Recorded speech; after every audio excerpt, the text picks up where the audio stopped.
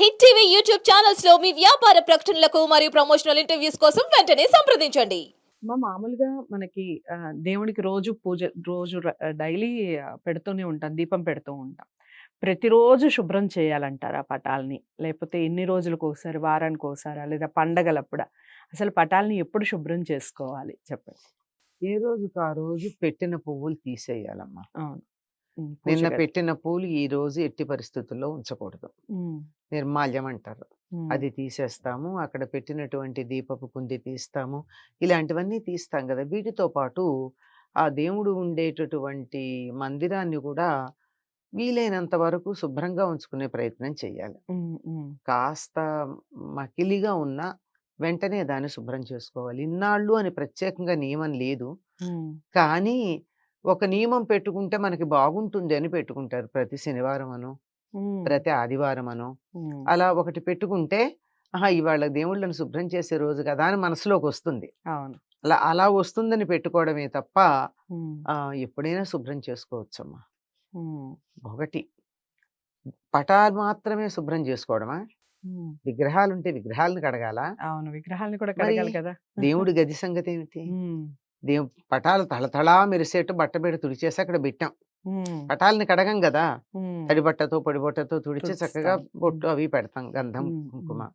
హ్మ్. విగ్రహాలని గూడా చింతపండు పెట్టి శుభ్రంగా అవును. చేస్తాం. హ్మ్. అన్నీ బానే ఉన్నాయి కానీ పైనుంచి బూజులు వేలాడుతుంటే? హ్మ్.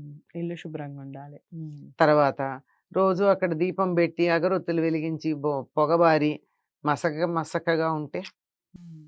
బావుండదు కదా! హ్మ్. అంచేత ఎప్పుడైనా సరే చాలా చక్కగా దేవుడి పటాలు మాత్రమే కాదు, దేవుడు ఉండేటటువంటి అలమరంటామా, గూడంటామా అది కూడా శుభ్రంగా ఉండేట్టు చూసుకోవాలి. హ్మ్. అది చూసుకోవాలి. దీనికి వారానికో రోజు పెట్టుకుంటే బావుంటుంది. హ్మ్. ఏ రోజు మనకి సౌకర్యంగా ఉంటుంది అంటే ఆ రోజు. అయితే మామూలుగా ఈ పటాలు, విగ్రహాలు అని మీరు మాట్లాడారు కదా! ఇవన్నీ ఒకే రోజు శుభ్రం చేసుకోవాలా? ఇవి ఆ! అట్లా ఏం అలా ఏం లేదమ్మా. లేదు. హ్మ్. ని ము శుభ్రంగా ఉండడం ప్రధానమమ్మా. ఓకే.